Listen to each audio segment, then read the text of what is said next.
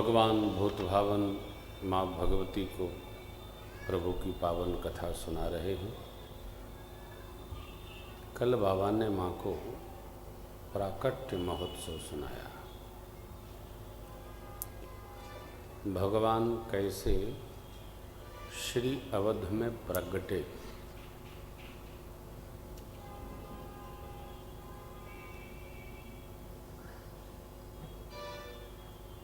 आपको स्मरण होगा, प्रभु ने देवताओं से कहा था,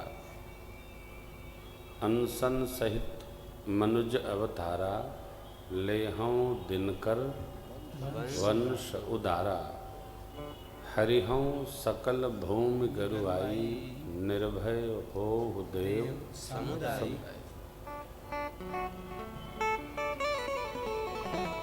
तो भगवान स्वयं तो आ गए। भगवान अंशी हैं।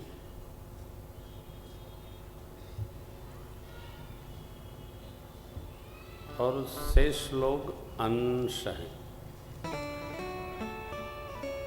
अंशी मूल है। हम आप क्या हैं? हम आप भी ईश्वर अंश हैं। सिंधु का अंश बिंदु है और बिंदु बिंदु ही मिलकर सिंधु है। तो हम आप अंश हैं, ईश्वर अंश। ईश्वर अंश होने के कारण हमारे में भी वो सभी गुण हैं जो ईश्वर में हैं।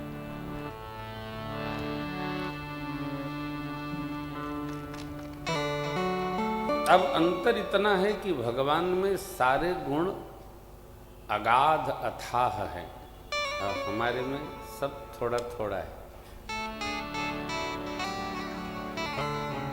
तो जो भरा होता है वो गंभीर होता है, जहां थोड़ा होता है वहां उथल पुथल होता है।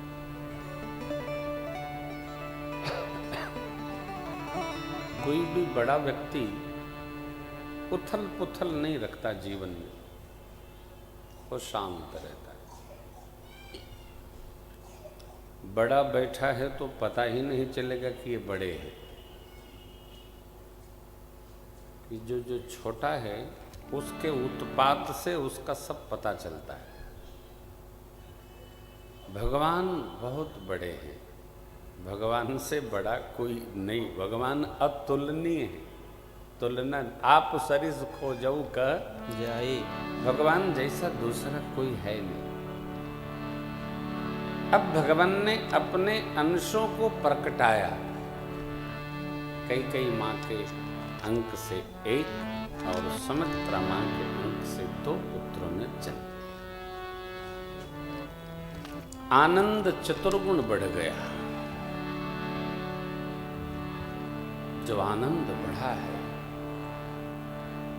तो अव्याख्य है, कहने में नहीं आता। उत्सव का आनंद दर्शन करके देवता, नर, मुनि, नागलोक से नाग, सब लोग निज निज निवास को प्रस्थान कर गए। बाबा कहते हैं, देवी अब तो परम विदुषी हैं, आपसे क्या छिपाऊं। काकभुसुंडी जी जब आए नीलगिरी से तो मैं भी उनके साथ गया। वहां जाकर हम लोग गली गली घूमते रहे, दर्शन करते रहे। जो उत्साह भया वो कहने में नहीं आता। देखी महोत्सव सुरमुनि नागा, चले भवन बर नत निज भागा। देखी महोत्सव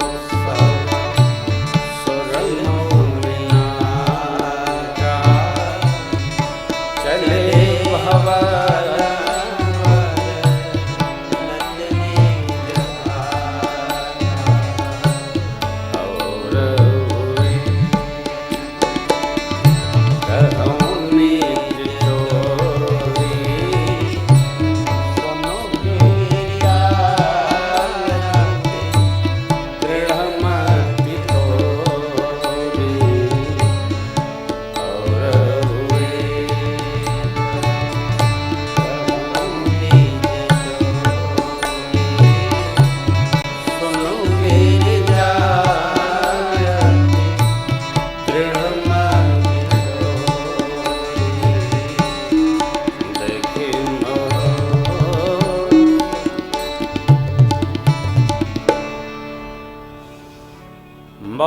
उत्सव, महा उत्सव इतना हो रहा था, सब लोग देख देख कर अपने भाग्य की सराहना करते, हम भी आए, हम भी आए, हम भी आए। निज निवास को चले गए। बाबा कहते हैं मैं भी गया था। हे गिरिराज पुत्री, आप दृढ़मती हैं, सो सुनिए। उस अवसर पर जब हम लोग गए तो देखा जो आया वो आनंद में निमग्न है, अभिभूत है।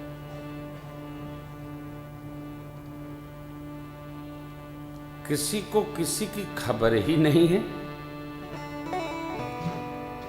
उत्सव का भगवान ने कहा, देवी उस आनंद को क्या कहें।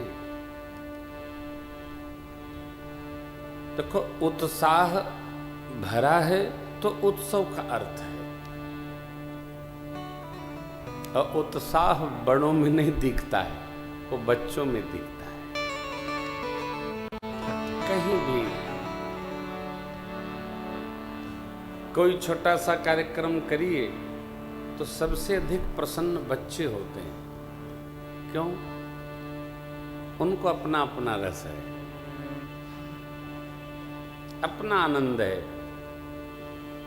बच्चों को उत्सव में क्या मिलता है ये तो बच्चों से पूछना पड़ेगा। ये उत्सव नहीं है। देखी महोत्सव सुर मौनि नाय।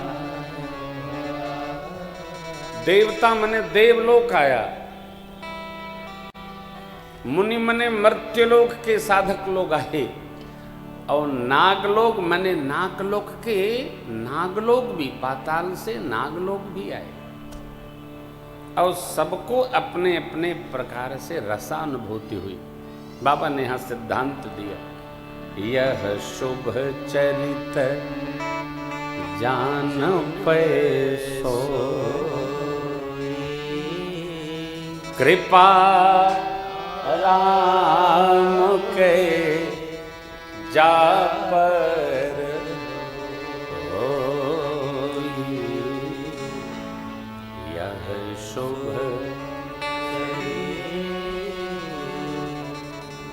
शुभ चरित्र अर्थात लीला चरित्र। देखिए, बड़ा बनना बहुत सरल है,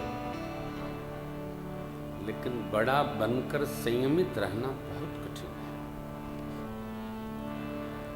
घर में बड़े हो गए और हम अपने बड़प्पन को भुलाकर बच्चों के साथ उनकी छोटी अवस्था में भी रसानुभूति लें, ये बहुत कठिन है, सरल नहीं है। जीवन कौन अच्छा, कहीं भी गए तो उस रस को आत्मसात करके अनुभूति में रहें, आनंद में रहें। बाबा कहते हैं, देवी अयोध्या की गली गली का ऐसा आनंद क्या कहें आपको। तो मां ने प्रश्न किया, आप ले नहीं गए प्रभु? बोले, यही तो बात है। पिछली बार कथा सुनाने ले गए थे तो वापस आते समय आपको मोह हो गया, भगवान दंडकारण्य में विचरण कर रहे थे। मैंने सोचा इस बार तो पालने में रो रहे होंगे, इस बार फिर मोह भया तो फिर छुट्टी हो जाएगी। सबको सब जगह ले भी नहीं जाया जा सकता। कई लोग प्रश्न बहुत करते हैं, कई लोग रुष्ट भी हो जाते हैं, कई लोगों को अनुकूल नहीं बैठता है। बाबा ने थोड़ी समझाई, मां हर्षित हो गई थी। उन्हें अच्छा किया आप नहीं ले गए। देवी उस अवसर के आनंद को क्या कहें। जो आया बधाई गाया, और जिसने जो मांगा, गज रथ तुरग हेम गो हीरा, हाथी रथ घोड़ा गौ माताएं सोना, रत्न, जवाहरात, वस्त्र, अन्न, भूमि, दीन है नृप नाना विधि। क्या देना चाहिए, किस अवसर पर क्या देना चाहिए और किस उत्सव में क्या देना चाहिए, हमारे पुराणों में भगवान वेदव्यास जी ने इसका भी विधान दिया। मानस पुराण इतिहास है, उपनिषदकार ऋषिगण कहते हैं। 4 वेद भगवान, 4 उपवेद, 18 पुराण, 18 उपपुराण, महाभारत जी, श्रीमद् वाल्मीकि और मानस, एक पुराण इतिहास है। ऋषियों की 21 स्मृतियां हैं, 108 उपनिषद में 11 प्राप्य हैं और शेष यहाँ तहाँ बिखरे हैं। हमारी सनातन धर्म की ये प्रॉपर्टी है, ये संपदा है हमारी। इसी में हमारा सब कुछ लिखा है, सब कुछ लिखा है।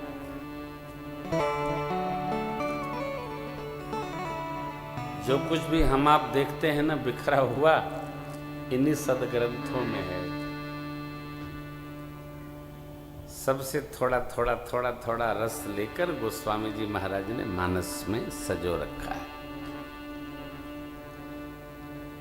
एक पंक्ति हमारे उत्तर प्रदेश में रायबरेली के महाराज हुए, उन्होंने 32 ब्राह्मण देवताओं को बिठाकर मानस की कौन चौपाई किन किन ग्रंथों के द्वारा बनी है, इसका वर्णन किन किन ग्रंथों के ऋचाओं में, श्लोकों में है, वो सब सजोया है।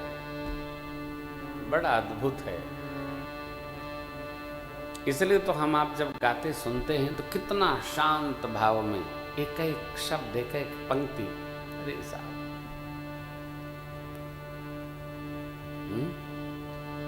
अगाध है। वेद मत शोध शोध शोध के पुराण सब संतो संतन को भेद को बताओ तो। सबके मन को संतुष्ट किया चक्रवर्ती जी महाराज ने, सब आशीर्वाद देते हैं। सकल तनय चिर बब तुलसीदास जी के,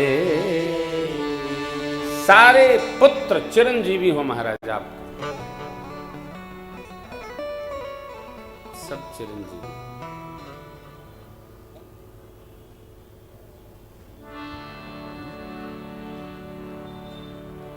शतायु नहीं कहा, चिरायु कहा। देखिए, जीता कौन है? जिसकी कीर्ति होती, कीर्ति यस्य जीवति। हमारे देश के जितने महापुरुष भाई जिनका हम स्मरण करते हैं, आजकल तो ये सांप बिच्छू ऐसा मोबाइल में प्रकट हो गया है, चाहे जिसकी निंदा कर दो, जो चाहे लिख दो, कोई अंतर नहीं।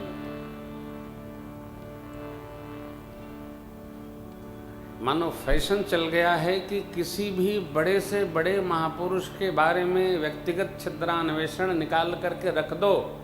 इतना बुद्धिमान हो गया है जीव, कहिए मत। देखो, मान्यताओं की लिपापोती न करिए। कई लोग हमारे प्रथम प्रधानमंत्री की निंदा करने लगते हैं, कई लोग पूज्य महात्मा बापू की निंदा करते हैं। क्या ये कौन सा चरित्र है भाई? जो मान्यताएं बन गई हैं उसको मानने का अभ्यास करिए। हमारी ये बुद्धिमत्ता नहीं है, हम चाहे जिसकी निंदा कर देते। और उसको क्या कहते हैं? देखिए, बड़ी नई जानकारी, अपनी जानकारी अपने पास रखो। किसी के बारे में हम बुराई निकाल करके रखें, ये कोई जानकारी थोड़ी है। बालमन सुनता है, धीरे धीरे धीरे। दुनिया का कोई ऐसा देश, वहां का नागरिक नहीं है जो अपने देश के महापुरुषों की निंदा करता और सुनता है। लेकिन हम लोग बड़े विद्वान भी हैं, बुद्धिमान भी, किसी की भी निंदा करो। महापुरुष महापुरुष होते हैं, वो परिस्थिति निरपेक्ष, काल निरपेक्ष होते हैं, तब भी अब भी। अन्यथा क्यों करना? चिरायु क्यों कहा, चिरंजीवी क्यों कहा? कि अब तक हैं। कहां? त्रेता द्वापर कलिकाल तक, अब तक है। कौन रहेगा? जिसका चरित्र और चित्त दोनों श्रेष्ठ है, वो सर्वकाल रहेगा। रुकने वाला, मिटेगा नहीं, अमिट है। कबीर बाबा, पूज्यपाद गोस्वामी जी महाराज, भक्तराज रविदास जी, अब्दुल रहीम खान खाना, ऐसे महापुरुष तब थे, अब हैं। हम आप आएंगे चले जाएंगे। भगवान वेद व्यास जी, किसी ने देखा है? नहीं देखा। और तो छोड़िए, ग्रंथों में क्या लिख गया उस पर भी कवायद करते। जो मान्यताएं हैं उसको मानिए, खुद खाद न करिए। मान्यताएं मानने के लिए,